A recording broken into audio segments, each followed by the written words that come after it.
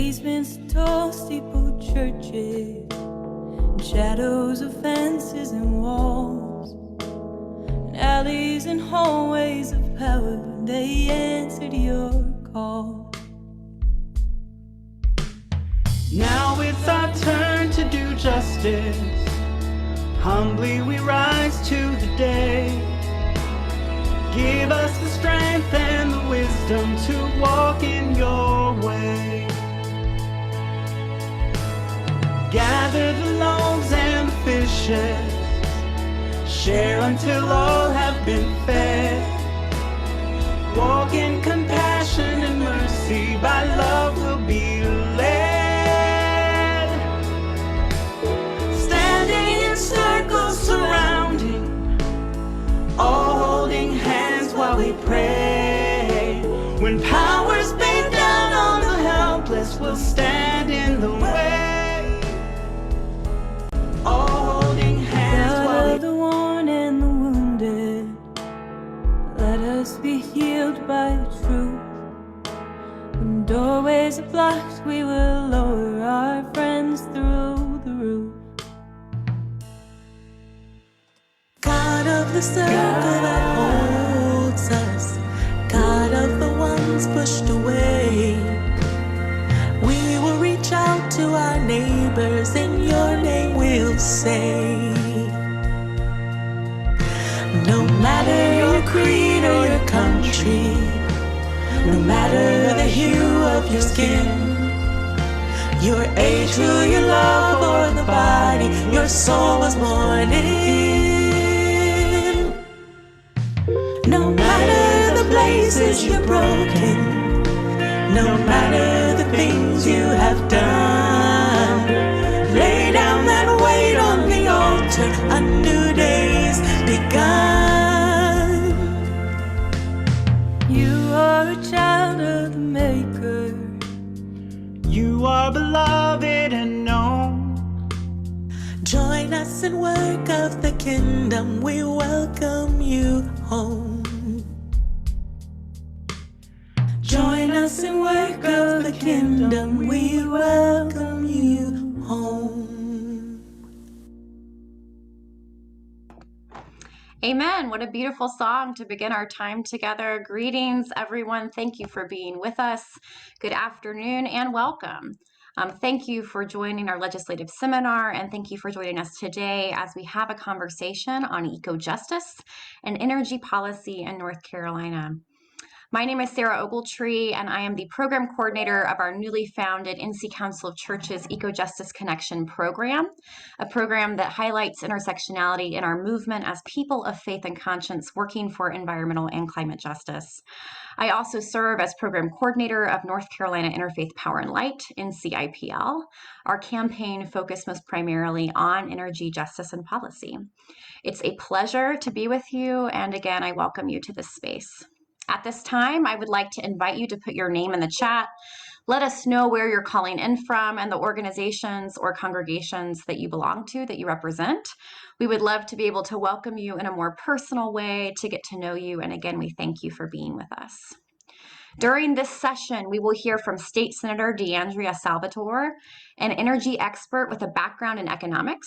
DeAndrea works to improve NC's most pressing issues, including climate, clean air, and energy affordability. We will also hear from Joel Porter, Policy Manager for Clean Air Carolina.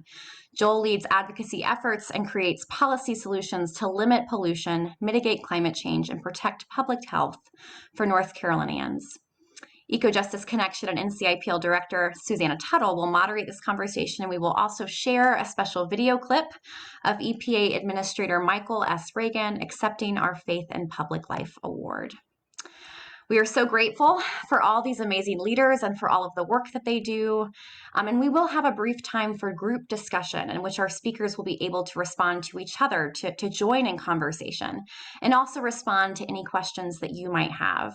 So as our speakers are discussing their issue areas, please do feel free to put your questions in the chat, and we will mark those for that Q&A time.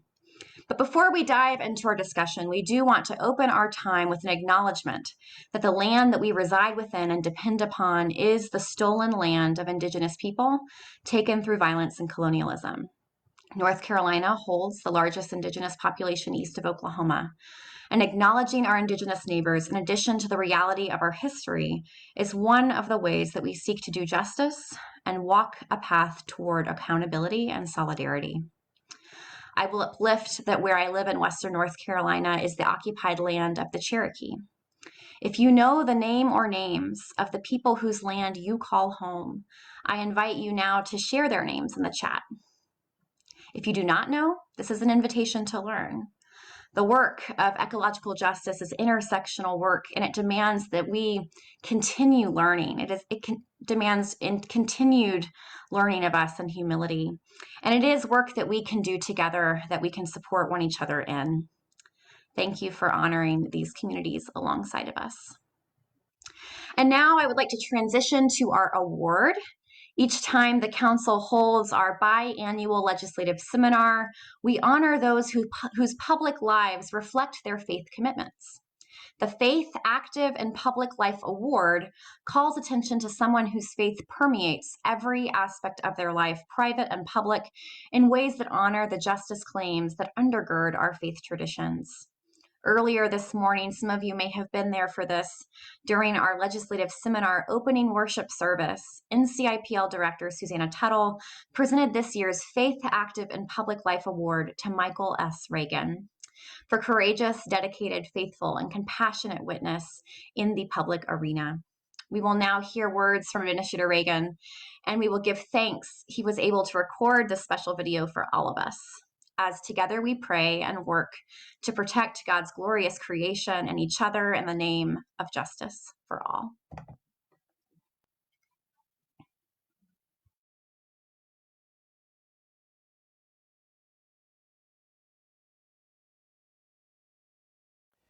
To the 1.5 million congregants of the 18 denominations that comprise of the North Carolina Council of Churches, it's an honor to receive the Faith Active and Public Life Award. For more than 80 years, the North Carolina Council of Churches has advocated for economic justice, equality, compassion, and unity.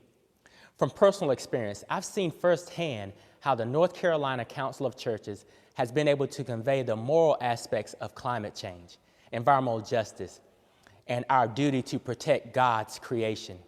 I'm grateful that the Council's Interfaith Power and Light campaign is connecting North Carolina's faith voices around climate change, elevating the importance of environmental justice, and fighting for a better future for all people and all our species. The history of social change in this country has shown that the participation and influence of the religious community is profound. As a person of faith, I've always believed it's our responsibility to be caretakers of our environment. Psalm 24, verse 1, "The earth is the Lord's and everything in it, the world and all who live in it." And in the words of NCIPL Director Susannah Tuttle, as people of faith, we must always seek the truth and speak the truth.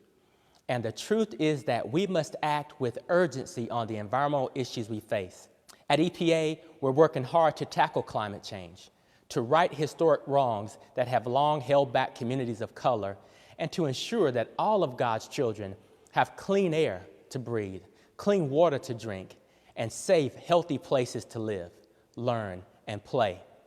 My faith is most certainly at the forefront of my heart as we rise to meet the environmental challenges of today and those that lie ahead. And as the Council's motto goes, we will do so through strength in unity, peace, through justice.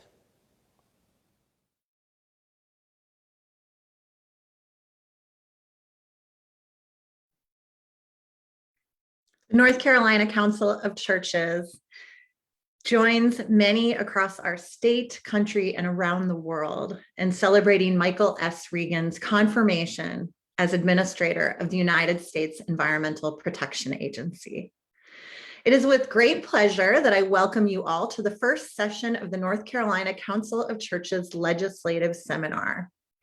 Whether you are new to policy advocacy or have been engaged in this work for years, the Council's legislative seminar offers a chance to learn about the important discussions during this 2021 General Assembly session. By refracting policy through the lens of faith, we can frame a different conversation that leads to meaningful change together. The seminar will be virtual this year, obviously, with 2 workshops every day at 11 a.m. and 1 p.m. lasting for 1 hour each. And for those of you that have joined us on Zoom for this hour, it's the same link for each of the sessions throughout the week at 11 a.m. and 1 p.m. So it is, again, with my great pleasure as Susannah Tuttle, the director of the North Carolina Council of Churches Eco-Justice Connection program that highlights our North Carolina Interfaith Power and Light campaign, to have our discussion theme focus on eco-justice and energy policy in North Carolina. We know environmental justice is climate justice, and how North Carolina develops energy and environmental policies directly impacts our communities. I'm excited to start off this conversation with State Senator DeAndrea Salvador. I'm going to do a little bit of a further introduction from what Sarah started. Senator Salvador is a member of the North Carolina State Senate representing District 39. She is an energy expert with a background in economics, the founder of a groundbreaking Charlotte-based organization focused on energy efficiency, sustainability. DeAndrea works to improve the community's most pressing issues, including climate, clean air, and energy affordability. She believes in making common sense investments into our communities and our failing infrastructure, advocating for affordable, accessible healthcare, and ensuring we are making critical investments in education. Currently raising 2 boys with her husband, Kirk, her children are a clear reminder of the importance of putting the next generation first. So I am so pleased to have my friend and colleague here with us this morning. DeAndrea, I'm going to give you a chance to open with a couple of words, and then I'll come back in and we can have a brief conversation before we hear from our next presenter. Welcome. Yeah, thank you. So thank you everybody for the opportunity to be here today. I'm still getting settled. That weekly commute to Raleigh is always unpredictable, but I can say that I normally take the train. I just have to depart back to the district a little earlier this week, so I had to drive.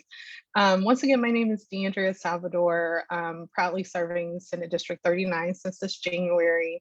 And it's been an honor and a privilege to serve in this capacity. And I truly feel like it's an extension of my previous nonprofit work. On the topic of eco-justice, it's been a really interesting first 3 months, because I will admit, in terms of energy and environment, not a lot has happened, but we are certainly preparing for a lot more action in the coming weeks to month. 2 of the biggest pieces, which I'm sure we will dive into more during the conversation, will be surrounded around the Farm Act, which actually will start in the Senate. So Senate Bill 605, which has some language around digesters and general permits that the environmental justice community is very concerned about. And then there's another bill that doesn't even have a number, but we certainly are anticipating coming out of the House, which will look at, our utility reforms. Some people are speculating that we will see a change to House Bill 589, which touched upon community solar, but also brought about some things that we did not want to see, like wind moratoriums. So it's been an interesting year. I'm happy to talk about some of the exciting things that we filed in the Senate and the House, but in terms of like the largest policy that we may see, it may need to stop or change. We hasn't really taken action yet. So I would say the patience and persistency of just trying to make sure that we're prepared has probably been the biggest thread, but I'm excited to be here today to answer questions. And then certainly if there's anything that I'm not familiar with, I can certainly get the information and get back to folks. Well, that's fantastic, Senator. And gosh, I can't imagine what it's like to get used to this whole new world after you've been leading the way for energy justice and eco-justice in your local community, that also through Ready and through your program, I've learned through so much through your work. I'd love to hear just a brief more about that for folks that might not be familiar. Right. Yeah, so right out of college, I founded a nonprofit organization, which was called the Renewable Energy Transition Initiative, or Ready for short. And it was really looking at how can we use the clean energy transition as a way to address energy burdens across our state. So frequently, low-income, fixed-income families can spend huge percentages of their income on energy costs. I saw this in my local community with my grandparents and their neighbors, and it just really prompted me to take steps towards action. So things that our nonprofit did is everything from education to showing people how to do it yourself energy efficiency improvements, to getting energy efficiency improvements donated, all the way to that full suite of donating rooftop solar and working in other states on community solar. And I think that that point right there is really clear, because it became really evident to me that despite North Carolina being among the top in the nation, I believe #2 in solar capacity, it became more and more clear that it's not reaching all of our communities equitably. And that was a huge concern of mine. The fact that despite not perfect, there were low to moderate income solar programs in South Carolina, or traveling to Texas, and they had some solar ownership models. So it's not necessarily that you can even peg it towards conservative versus non-conservative states. It just shows that there was some clear deficiencies in our own state policy in terms of making things more equitable, accessible for folks, and addressing some of those concerns I saw in my own personal community. And I think it's definitely part of that transition for me to get more interested initially in advocacy. And then when the opportunity became available to serve and be able to impact this among a lot of other topics, I decided to really just jump in and step up. Well, we appreciate that so much. And certainly most of us are on this call, I assume, are affiliated with a congregation or a community of faith that has had some similar experiences in accessibility and affordability to clean, renewable energy. And certainly with North Carolina Interfaith Power and Light, I think this year is our 6th or 7th, I'll have to go back and recall exactly, it might be our 8th annual advocacy day for clean energy in North Carolina. And we were very involved to help lift up education for members of the legislature, for them to help them understand that churches, synagogues, mosques, houses of worship are nonprofits. And so we did not have access to those federal tax credits and even the state tax credits that had sunsetted under the previous leadership, and that we needed to have access because this is a mission-based, a call to care for God's creation and remove our participation from fossil fuels. And I know you're a person of faith, and I wondered if you wanted to speak to that at all. I know you're not always speaking from that perspective in the work that you do, but. Yeah, no, my pleasure. Because I do think that anchors you. And so, as Susannah alluded to, very early in my life, I certainly benefited from the faith-based community and the just outpour of support that they had for me, particularly when I was very young and went through some just different challenging times. And, so much so that they also, I think, as we think about eco-justice and this movement, we also have to center it around the impact of youth in this conversation, because they will inherit this planet after us. And one of the things that my faith-based community did was they allowed me, when I said I wanted to serve, they allowed me to become an ordained minister at a very early age. And though I do not continue practicing ministering outside of my own home, I will say that that experience of being a 9-year-old minister and going through a process with my pastor for over a year and becoming ordained certainly was an anchoring point for me and my deep connection to the community. And I'm really proud to say that that church is in my Senate district. So it's certainly full circle to have, Oak Grove Missionary, if anybody's in the Charlotte Pineville area, as a part of that story. And they can also now see, just that full circle in, a matter of a couple of decades. Well, I mean, that's such an incredible story, and thank you for sharing that with us. And certainly at the North Carolina Council of Churches, that level of advocacy of you serving in the North Carolina General Assembly is the best kind of ministry any of us could be doing. So thank you for that and for your sacrifice, what that means for your time and your pleasure, as well as lifting up your sons and your husband for supporting you through that as well. Well, I know we want to get each of these sessions during the legislative seminar are entrees into how we can do a deep dive with each of our program areas and our priority initiative areas within the council. If you can say a little bit more about the Farm Bill, I know it's extremely complicated, and I would say, from our perspective, there's very, very deep complexity, especially in the areas of biogas and the justice issues there. So if you could speak to that briefly, that would be helpful. And then we'll be able to do a deep dive and carry the folks that are participating in this call with some more resources. Yeah, absolutely. And I preface all this to say that though I was in energy, I was more in clean energy and not biogas, so solar energy efficiency, conservation, what have you.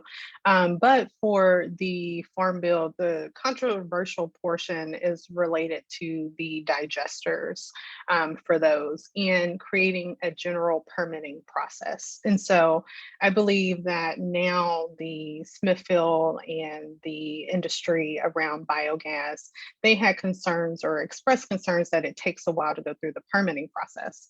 However, on the other side of that, to do a general permit could disallow the community an opportunity to have their voices heard, to participate in that process of making sure that they can express concerns, that they can know what's happening, that they can, this is something that will impact their livelihoods, their health. And so it seems only fair for them to be able to participate as well. There's also a conversation around improvements to the digesters, period. So right now, there is not to my understanding, there's really not a deep carve out to say that certain technologies must be employed as a part of the bill. However, in other states, it looks like within the biogas industry, there are some technological solutions that do help in terms of air quality. It does not make it perfect, or maybe some will argue even great, but there is more that could be done. And so there's another question about how are we doing enough, and is there an opportunity that we might end up doing it too quickly without public input? So those are, to my understanding, kind of just presenting both sides of what I've heard, kind of those big things. But again, I preface that to say that every day, I think I just got a couple emails from some folks on the Energy Committee. So every day I'm learning more, and I am still trying to get as involved as possible before we see this bill in committee. I have heard that there will likely be some amendments when it is presented in committee, but I have not seen any of that. I really appreciate that, because that's same with our priority. There's only so much that we have the bandwidth at NCIPL to focus on, and we have absolutely wanted to focus on clean, renewable energy efficiency and looking at addressing the climate crisis by keep it in the ground, get off fossil fuels, and all the issues that are coming up within the Farm Bill and with our allies across the state. What we absolutely prioritize in our work is to make sure that the people are heard. And so that stakeholder engagement process, if that gets rushed through too quickly for industry or for even a sort of temporary technological solution, if there is even one voice that's crying out and saying, hold on, we need to, I need to be heard. That is really the role that we see ourselves playing here with the North Carolina Council of Churches. I know there are some questions coming in, and Sarah, thank you. She's compiling those. So when we get in our group discussion, we can talk a little more about that.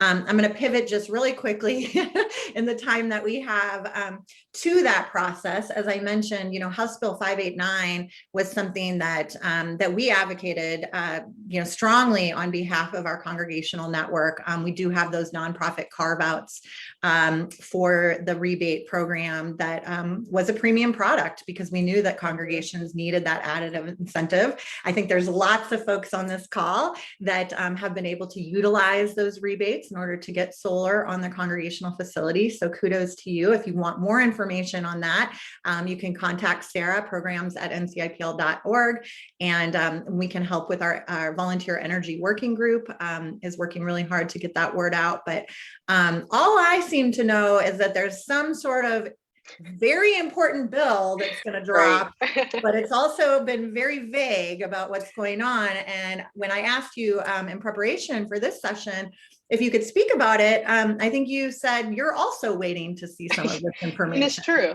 It's true. I mean, it was a few weeks ago, I talked to the governor and he had not been involved. So if you're feeling a little closed out of it, do not feel alone, because I am literally across the hall and not involved, despite reaching out to the stakeholders leading that process to express my interest. It was just been a, you'll know when you know type of thing. We do anticipate that there might be some type of multi-year rate making or performance-based rate making as a part of it. Again, speculation. We're hoping to see something very soon. The crossover deadline is May 13th. I will just point out a really interesting thing. So in the Senate, our bills had to be filed by April 6th. The House, which this bill will originate from, they have until May 10th. So they have a lot more time. And if it does end up that this bill is filed later, let's say around May 10th, then we will have all of a couple of days at best in the House to see what is all in there and try to get broader stakeholder involvement. In the Senate, where I am, we will likely have a little bit more time, but I think we should be prepared that depending on the timing, the bill may move very quickly. And we certainly, at least I, from any updates, do not know exactly what's going to be a part of it. They have stated that they have invited stakeholders from the solar industry. I have some ideas about the folks that are involved, but it's not as much engagement as I think anyone hoped for something that could be such a massive overhaul. I will say that, hopefully we do see everything we need in this bill. But I will point out that if it is something that is to the detriment of the community, and especially the governor's executive order 80, I can't speak on his behalf, and nor have I spoken to him directly, but there is the possibility of this type of bill to have a veto. And we do have the ability to sustain a governor's veto in both the Senate and the House. And we've already done so in the Senate. So hopefully it does not come to that. And it would all be speculation to say that it would, but if there is some unfortunate element of it, we do have lines of defense that other states may not have, since we, at that kind of more serious level, we can stop things from moving forward. But that's all I can say, is that we believe that we'll have some type of multi-year rate making or performance-based rate making.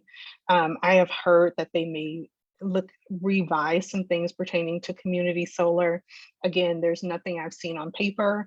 I've even talked to folks over in the House and they have not seen anything, at least about a week or so ago. So, it's unfortunate I can't share more detail about that just yet. Well, you've shared a lot. And that truth telling is as we say, we seek the truth and we speak the truth. And I think for everybody on this call, you will resonate with me saying that I feel that it's appalling that you have a background in energy and economics, and you're a member of the legislature, and you do not have access to this information in the policymaking process. So that in itself is reason enough enough to call your elected officials and engage in this advocacy week.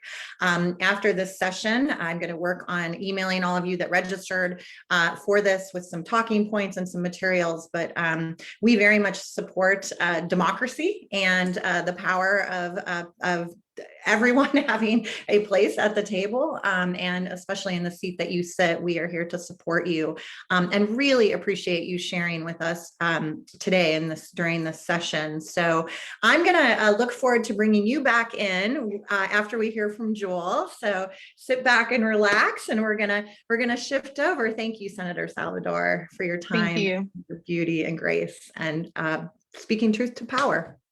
So we will hear next from Joel Porter, a man of great beauty and grace as well. As the policy manager for Clean Air Carolina, Joel leads advocacy efforts and creates policy solutions to limit pollution, mitigate climate change, and protect public health for North Carolinians. Among the roles Joel has previously taken on, he has worked with a government affairs team for a national trade group of energy utility providers in Washington, D.C., as a lobbyist for North Carolina municipalities and localities, and as an advocate with a non-governmental organization pushing national market-based energy and climate policies.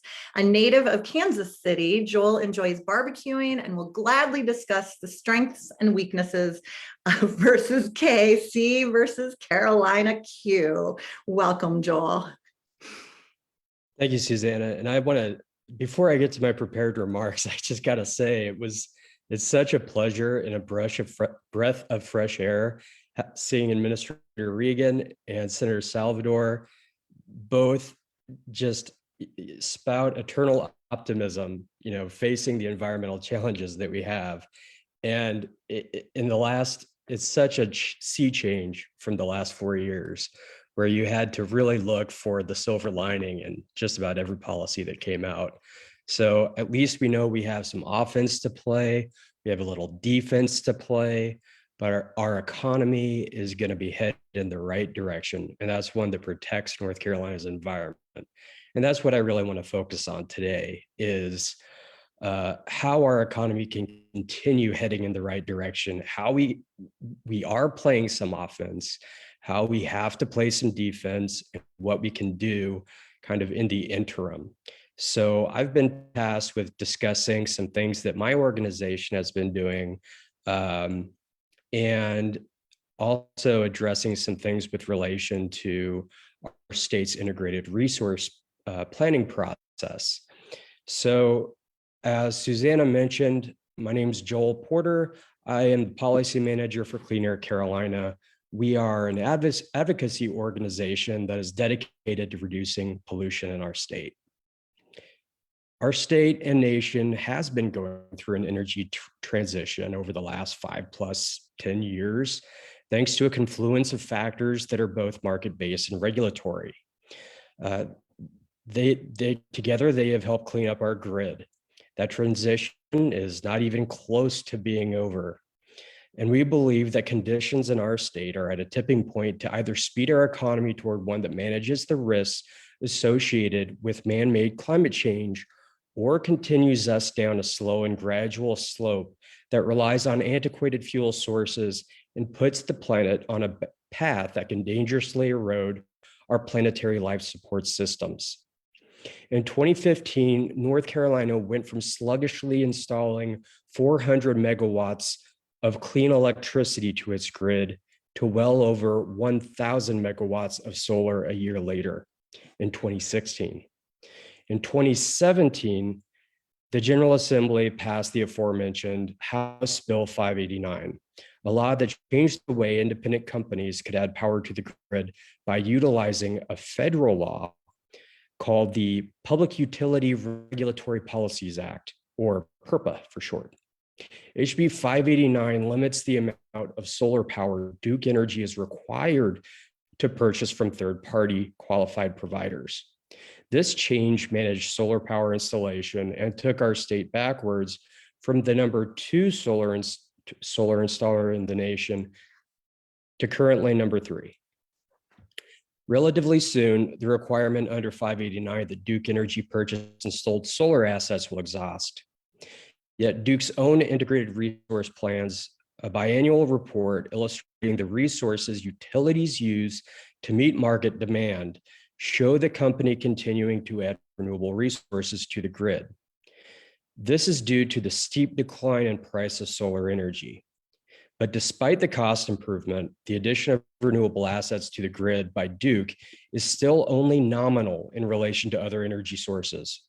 Duke, for whatever reason, seems to think it can only add a very limited amount of solar to the grid each fall and each spring. Duke Energy claims in its IRP that their status quo or quote base case applies least cost planning principles when determining the optimal mix of resources to meet customer demand. Unfortunately, Duke's idea of least cost adds significant usage of natural gas to replace coal.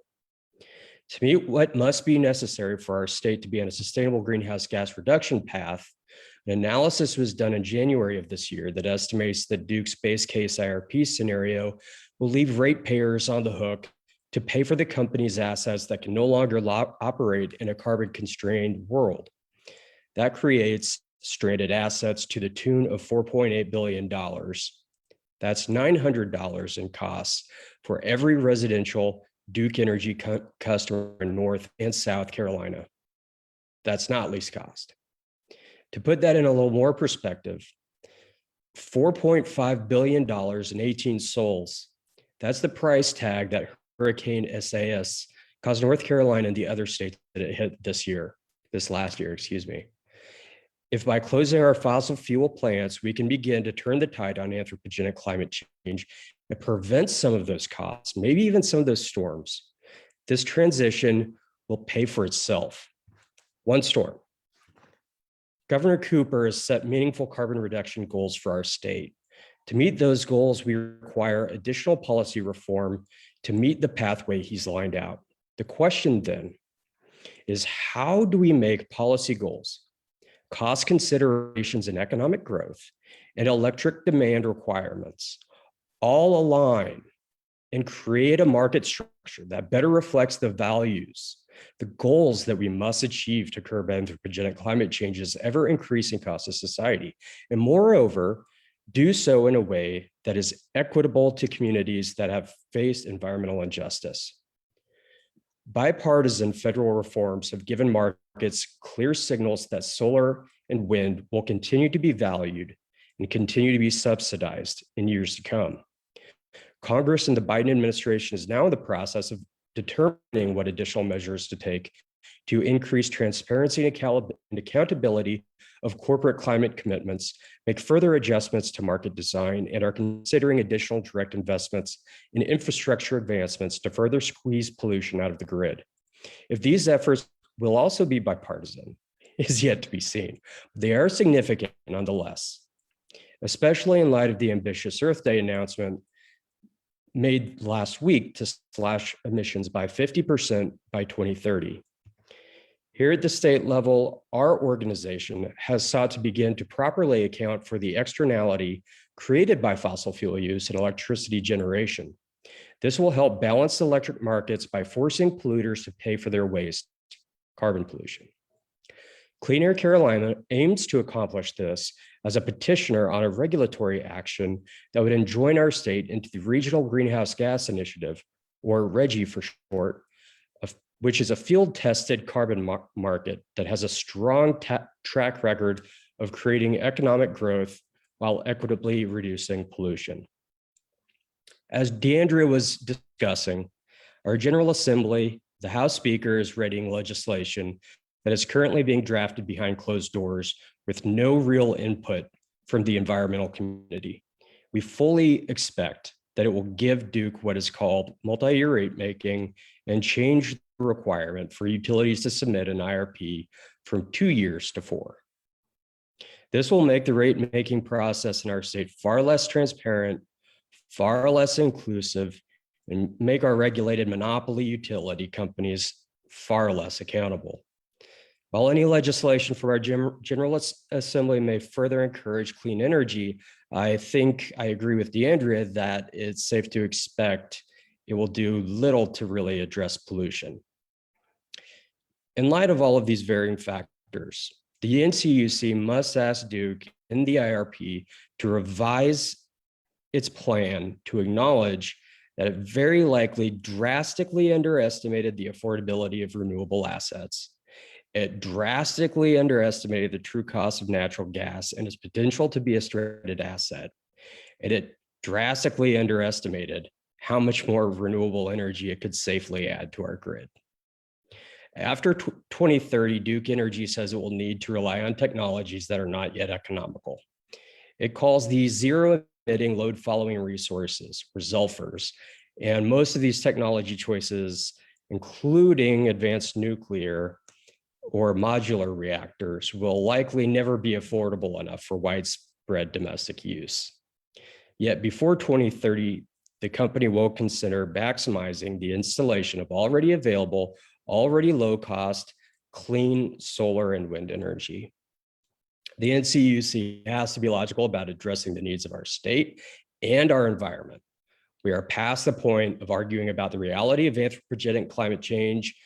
We are at the point where we dial in and really figure out how to address it. We hope at the very least that the NCUC will call for an evidentiary hearing to more closely examine some of the additional data points that interveners have raised in its IRP and force the utility to begin looking at long-term planning in a way that is grounded in the reality that we now face. And that is one that minimizes emissions and moves us towards a cleaner, more circular economy. So with that, I'm going to stop talking and turn it back over to Susannah, who I'm sure has some questions from all of that. Well, the minute that you say a more circular economy, my heart just expands. So that's language that resonates really deeply within the work that we do with NCIPL. That was a lot, Joel. I hope that you'll share those remarks so that we can, or put them into a blog on Clean Air Carolina's website that we can share far and wide. And if we had more time for everyone that's on this call, I think we could like break into breakout sessions on Energy 101 versus let's do a deep dive into the IRP and what that means, because there's a broad array of levels of engagement here. And as you know, because we work closely with Clean Air Carolina, and Sarah and I have participated in the groups that I dropped two links into the chat, the NCIPL and Clean Air Carolina and many other organizations endorsed report card on Duke Energy's IRP. We tried to make it as accessible as possible to look through the different points that we think are problematic with the current IRP. And then what I love even more are the 10 principles that Joel, you were a big part in helping to draft. I mean, all of this, the report card and the principles of what we want to see in an IRP. And as you know, in our conversations that we have with our other organizational partners across the state, Sarah and I want to get as much information in front of our congregational networks so that we can participate in the public hearing process and testify on behalf of our values and what we want to see. And most of you on this call have heard me say we know how to testify from the faith community, right?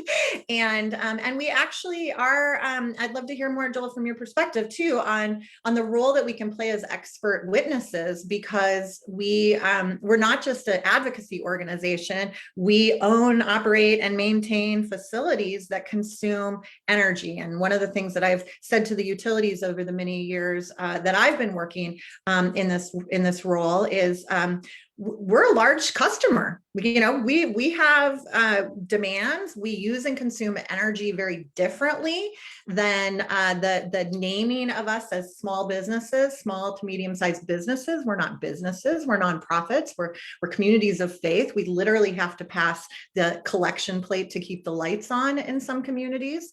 And so I want to hear a little bit more about the process, like where are we at? And if you could speak to what the win that we had around the public hearings and what's happening right now, and what does that mean and where does that go? Where are we at in the timeline? DeAndrea talked about the legislative timeline. What goes on in the Utility Commission around this IRP? Yeah, no, thank you. Those are all really great points. I believe that at this point, Actually, I don't believe it is. At this point, if you haven't registered to give a public comment in the hearing process, you can no longer sign up, unfortunately. Fortunately, we had over 200 people to sign up to give comment. So that was a huge win. It was 211 people signed up to speak truth to power and really tell our PUC what needs to be done. Some of the points I hit on in my prepared remarks, I believe, are things that we're hoping folks will call out. And there's still an opportunity for people to submit written comments to the NCUC. And I probably don't want to do that here, but we can send out some information on how to do that. And we absolutely are happy to share. So moving forward, I believe the key dates for the public hearings, if people want to watch and tune in, are May 5th, 12th, 17th, and 26th. Written reply comments are due by April 30th, so not a lot of time, so maybe we better get that out pretty quick. But there was oh, you just sent it, that great article went out just the other day about the last public hearing that the NCUC had on the IRP. And it even had, there's an example of a teenager calling on the NCUC to really address climate change and to prevent Duke from building more gas. Now, from a regulatory standpoint, I don't believe that the NCUC believes that it has the authority to just put a kibosh on Duke's IRP and say, no, you can't do this. But it does have a lot of authority. It can tell Duke that you need to go back and you need to reevaluate X, Y, and Z, and you need to take another look at things. Absolutely. You gotta absolutely do that. You can do that right now. So, I think there's a lot of hope to be had with this IRP.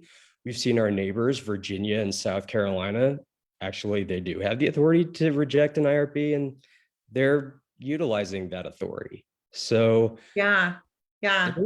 There's well, that's where we come in. That's what we're all about this week is to make sure that folks and energy can be one of the most it's beyond complex. But as I remind myself and all the folks that we work with all day long, there's not that many people out there that are boycotting electricity.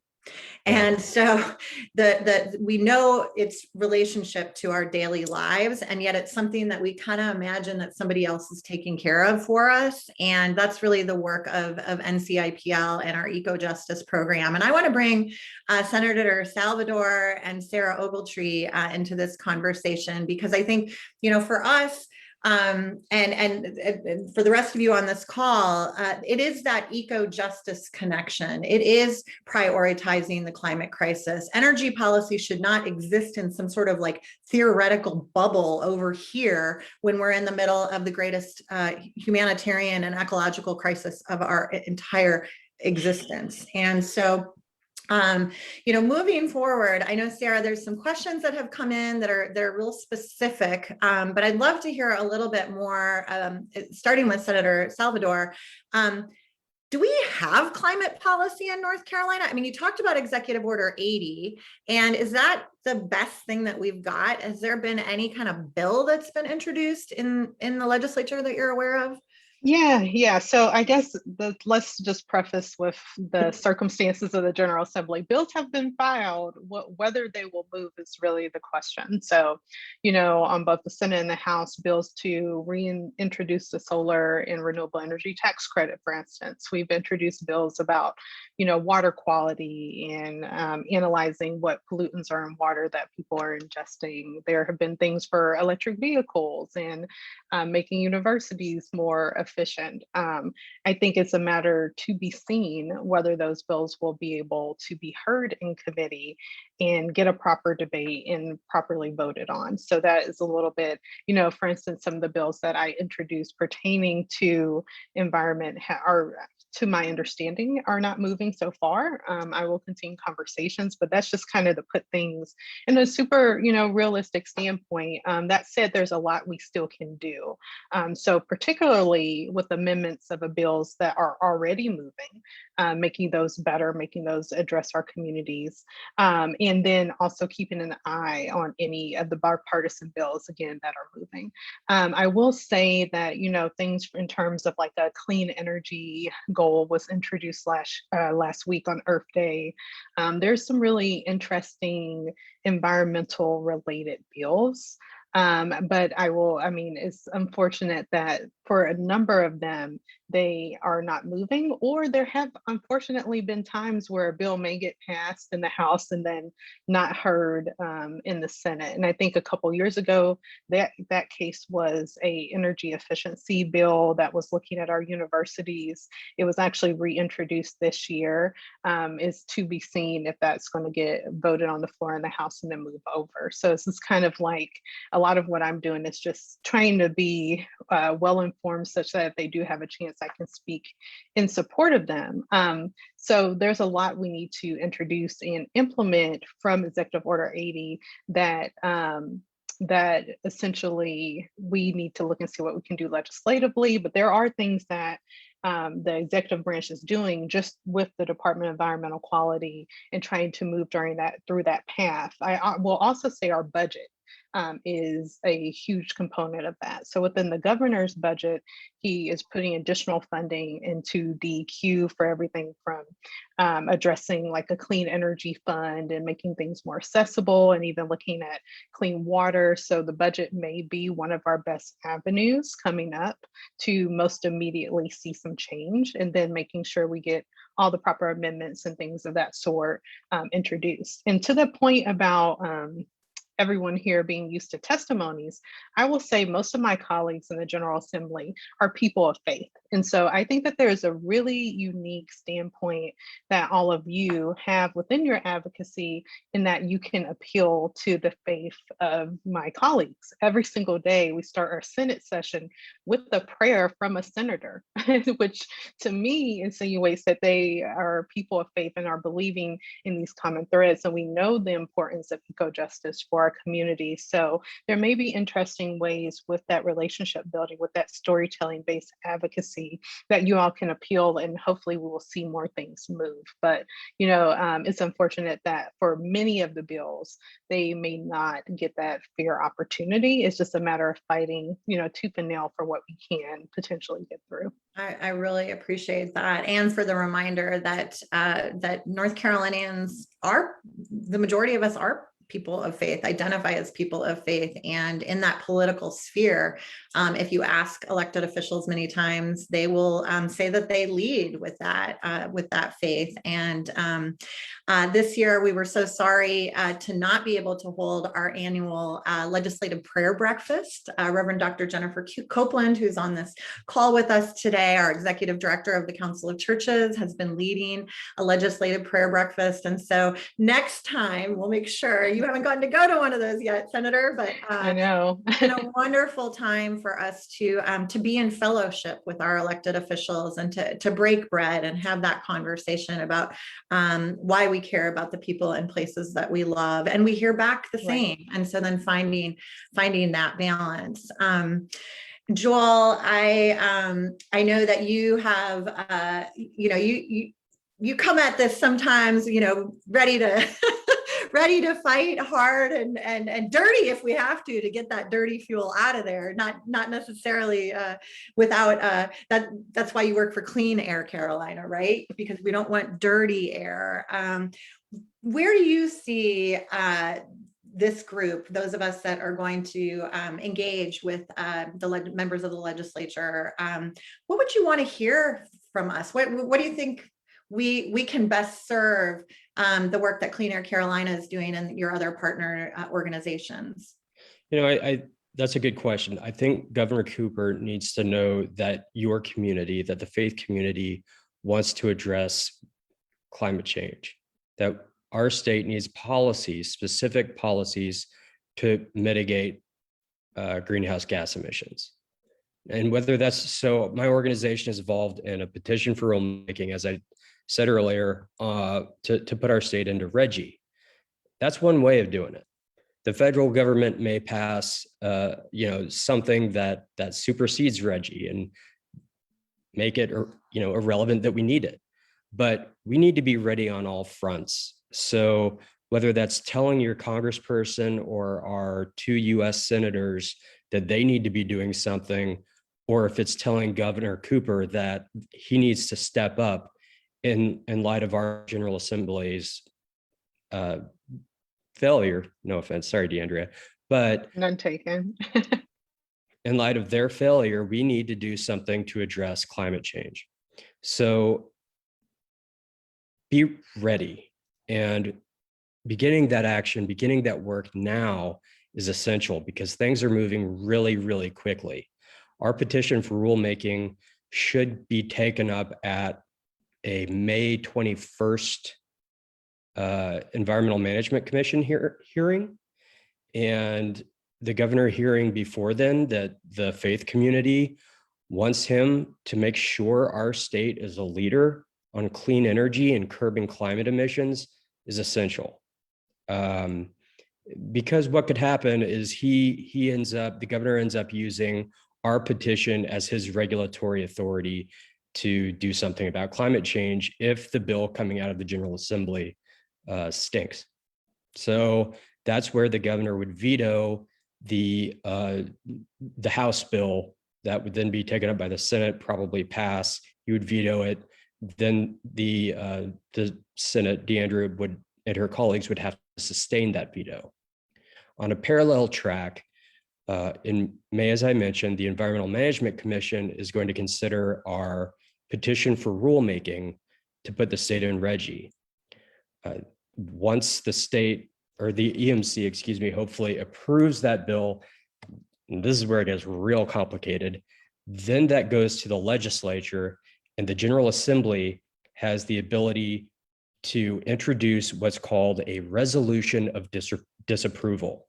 And that means that the General Assembly disapproves of the EMC's regulatory action. So it would kill the regulatory action.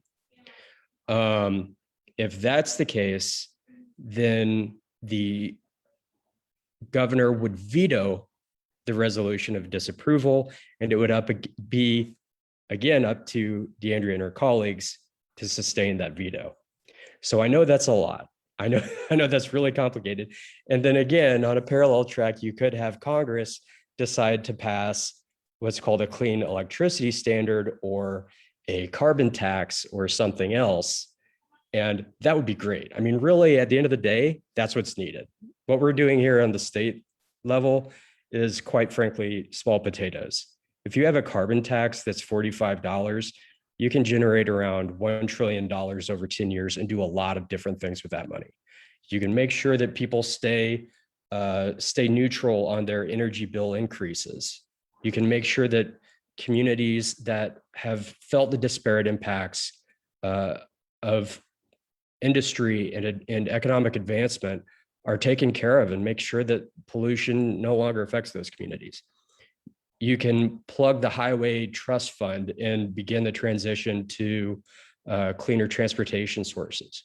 You can do a lot. It's what's needed. But in the failure of that leadership, North Carolina has to step up to the plate. And that's only going to happen if you all reach out and you say, look, you got to go. You got to do something. Just do it. Throw everything at the board. It's a whole of government approach. It's a whole of country approach. It's a whole of the globe approach. And if we don't keep moving now, if we don't get the pedal to the floor, we're going to miss it. And like I said, one storm, $4.5 billion, 18 people died. How many more people have to suffer? It's ridiculous, and it shouldn't be happening. We have the technologies already. We have the resources to address these problems and do it in a way that can protect people, that can protect the economy. We need to be doing it. We need the policies in place to make sure we're doing this the right way. Oh, thank you, Joel. Thank you for, again, we're talking about truth telling, right? And that's the work that we're called to as people of faith and people of conscience, truth telling, and the work of seeking truth and seeking justice and walking with kindness, which is walking in justice. So thank you for that call to action. I know we are running out of time. And so what I want to say to all of you friends who have joined us today, I know that there has been so much incredible information shared on this call. Thank you to Joel and thank you to Senator Salvador for your expertise. We will compile the resources named today and send them in a follow-up email. So Joel and Senator Salvador, if you have any follow-up information that you would also like us to send, we can do that. Also, the questions that were asked that we didn't have a chance to get to, we will strive to answer those questions and include them in that follow-up email. So know that this is a continued conversation.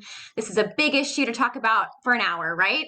But we did our darndest and we covered a lot, and it's a good beginning to the conversation that we know we need to have and the work we need to do. I also want to add in the chat, ncchurches.org/advocate. If you go to that page, there are various ways for you to take action, including a example of the, or not an example, excuse me, a link to our webinar that we had with Joel and with others around the Duke Energy IRP. So if you want to understand what we're talking about here, there's some good resources for you to dive deeper and to understand how you can take action through your written comments, and how you can support those who are making testimony now. All of that said, I'm briefly just going to pass it to Susannah, who's going to talk to you just a little bit about what NCIPL is doing around the Duke Energy IRP and how you can support that effort, and then we'll close our time. Yes, thank you, Sarah. And I just want to offer everyone on this call an invitation. We have submitted a resolution to Duke Energy that is motivated by faith and science, calling for strengthening the company's response to the crisis of climate change as given in their 2020 IRP. We believe that years of denial and misinformation by some across this country have grown a problem into a crisis, and we would be ill-advised to continue this pattern and underestimate the peril we face at this point. So Sarah is going to drop into the chat the resolution itself, as well as a Google form that you can complete if you and your congregation, you as an individual, are welcome to endorse this resolution. And then if you're willing and able to share it with your community of faith, we are also taking organizational endorsements. And this is asking Duke Energy, with all that we understand, mourning the humans' lives lost, harmed as a result of the effects of climate change that disproportionately impact Black, Brown, and Indigenous communities and people in poverty, in addition to the species already threatened or lost to the crisis. We seek to mitigate further losses due to further increases in global mean temperature. And I dropped information about the US fair share that it has been all over the media as well, in light of the announcement by the Biden administration that we need to do more. And we are asking Duke Energy to set a single target for the year 2030.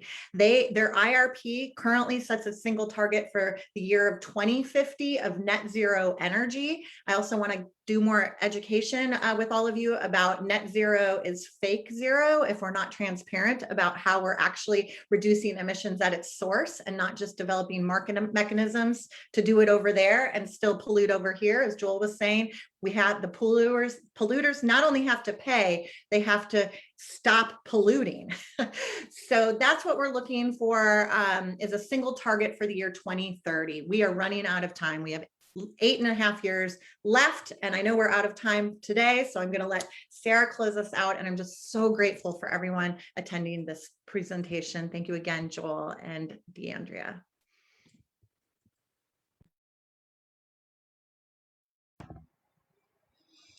Thank you, Susannah, and thank you to everyone here who was able to join us for this conversation. That's so deeply important, the conversation of how we love each other, how we love this world. And of course, we know that is an intertwined calling, that we are a part of creation, and that when we love creation, we love each other as ourselves. I invite you to join me in this closing. Please read the bolded response, and even with your mics off, I will know that we are joining in a chorus for the work of justice. Please read with me. God of peace, You have shown yourself to us as one who demonstrated what true power looks like by refusing to use violence. We are willing to follow your way of peace. God of justice, you have invited us into peacemaking work by showing us that justice is the first ingredient. We are willing to work for your way of justice. God of righteousness, you have provided the means for all creation to flourish when we walk your righteous path.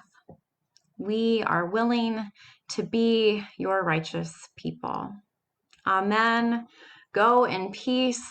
Thank you again, all of you, for joining us. Thank you to our speakers, and thank you for the opportunity to have these needed conversations. If you would like to unmute yourself and say goodbye, it can be kind of fun to have a chaotic moment of community together. So if you're able to unmute yourselves and you want to say goodbye, that'd be wonderful. But again, thank you, blessings, have a wonderful day. Please do join us tomorrow for our sessions on immigration. Goodbye, everyone.